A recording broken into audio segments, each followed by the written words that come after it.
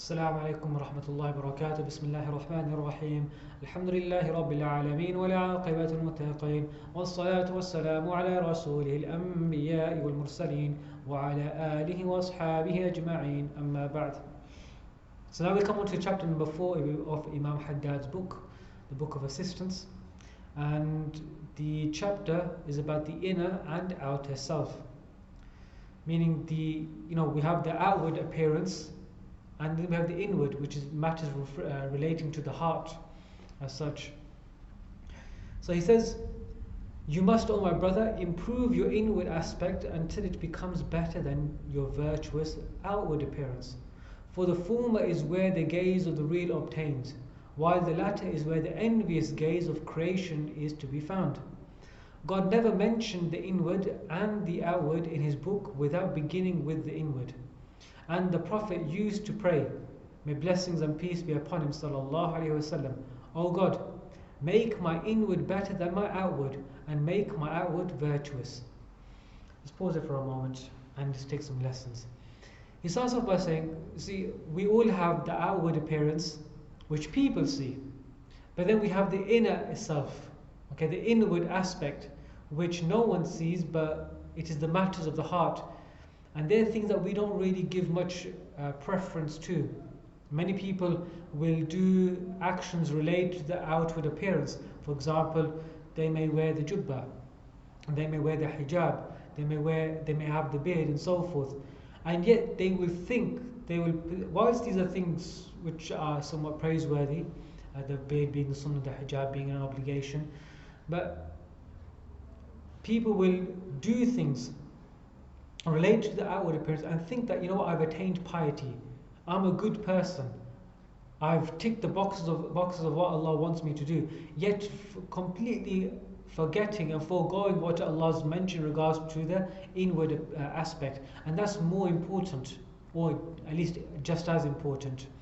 So he says that, let's go back to the beginning. He says, "Oh my brother, improve your inward aspect until it becomes better than your virtuous outward appearance." So he's not saying that, look, make your inward good and forget the outward. He's not saying that. He's saying that, look, focus on your inward until it becomes better than what? Not just your outward, but better than your virtuous outward appearance. So both inward and outward, you should be clean and good.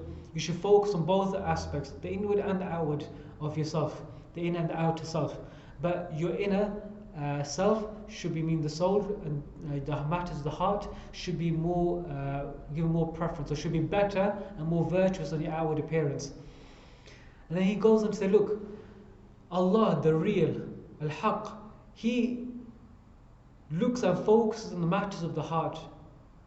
Okay, when you are focusing on matters of the heart, you're doing it for Allah subhanahu wa ta'ala. If you are really truly doing things for the sake of Allah, then you would really focus on the matters of the heart. But if you are doing things for the people's sake, to get praise from people, then yes, you will do things and put the priority on the outer self, on the outward appearance. And remember who you're doing it for. If you're doing it to please the people, a bunch of people who are just envious and who are people of the world, then focus on the outward appearance. But if you really want to do something worthwhile and you want to do for the sake of Allah, then focus and give preference to the inner self. And he mentions about two things which are very interesting. One is that Allah subhanahu wa ta'ala always mentions the inward before the outward, meaning giving it priority. And at the same time, he mentions that the Prophet sallallahu alaihi wasallam would make dua, that, "Oh Allah, make my inward better than my outward, and make my outward virtuous." So look, he wants both to be virtuous. He wants them both to be virtuous, but the inward was given more preference. And that's exactly what we need to do. And goes to say, when the inward is good, the outward is also inevitably so. For the outward always follows the inward. Okay? Whether for good or evil.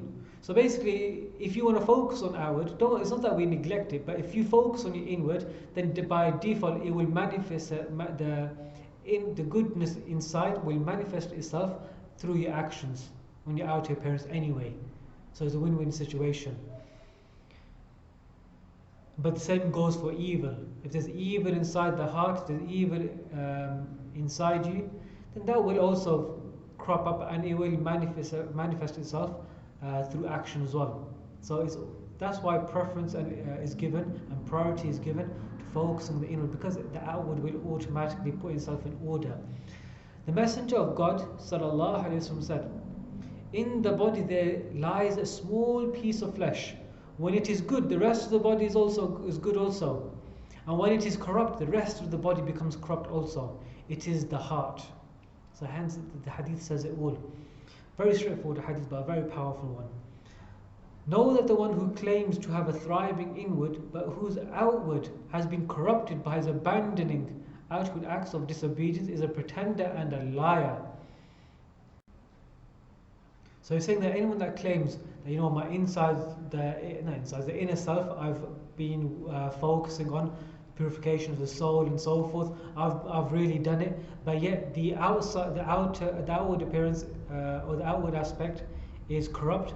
Then there's something that's gone wrong. He's a pretender and a liar, or he's deceived himself anyway, at the least.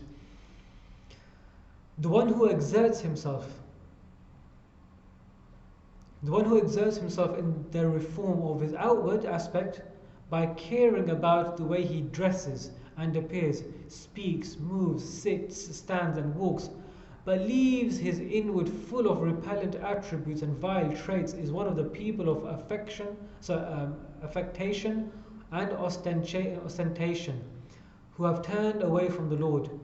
Meaning that those people, anyone who focuses on just the outward appearance and the outward aspect rather, and those two things which don't really have much value, the way he dresses, the way he talks, the way his posture is, the way he sits and stands. If he just focuses on these things, and yet his heart is full of horrible traits, he has malice, jealousy, envy, and all these horrible traits, then he's someone that's either just showing off, or he's focused on the wrong thing. He's turned away from Allah, and he's confusing the matters of the world and the reality of the world itself. He's not saying that the outward appearance is not important, or the outward aspect rather. The outward aspect is not important, but he's saying that look, the priority needs to be the heart, because then by extension the outward would also fix itself up. He says, "Beware, O brother, of doing in secret that which if seen by people would make you ashamed and worried about being censured." I mean, that don't do anything in secret that if anyone found out in public, then you get told off for. Just don't do it in the first place. That's when you're doing something reprehensible. A Gnostic once said, meaning a Gnostic one that's close to Allah, a person that's close to Allah subhanahu wa ta'ala, he once said, "A Sufi is not a Sufi unless," so by Sufi I know it has certain connotations, but in this case it means someone that is acquainted with Allah, is in close proximity with Allah subhanahu wa ta'ala. So a Sufi is not a Sufi unless, were everything that is in him to be exposed on a plate in the marketplace, he would not be ashamed of anything that came to light. So meaning that he has, his heart is clean, the matters of his heart and his inner aspect is all clean. If you cannot make your inward better than your outward, the least that you can do is to make them equal, so that you behave equally well privately and publicly in obeying God's injunctions, avoiding his prohibitions, respecting what he has made sacred, and hastening to please him. This is the first step a servant takes on the path of special knowledge. Know this, success is from God. This is very powerful. That a person, their step towards real knowledge and really getting to know Allah subhanahu wa ta'ala and really coming to that circle of being intimate with Allah subhanahu wa ta'ala begins when a person has focused on his self, his inner self, and his inner and outer aspects are both at least equal. If not, the inner is better than the outer. And inshallah we pray to Allah that Allah makes amongst those people who focus on the self-purification. Look inside the Quran, قَدْ أَفْلَحَ مَنْ تَزَكَّى or قَدْ أَفْلَحَ مَنْ زَكَّاهَا. Successful is the person who has purified himself. And there's many verses in the Quran about the purification of the soul and the importance of the soul itself, and how we need to look after the matters of the heart, make sure we're free, our heart is free from all ailments, all illnesses, and all bad characteristics. Pray to Allah subhanahu wa ta'ala grant us the ability to practice upon our such. Subhanallah, bihamdi, subhanaka wa bihamdika, ashhadu an la ilaha illa anta, astaghfiruka wa atubu ilayk.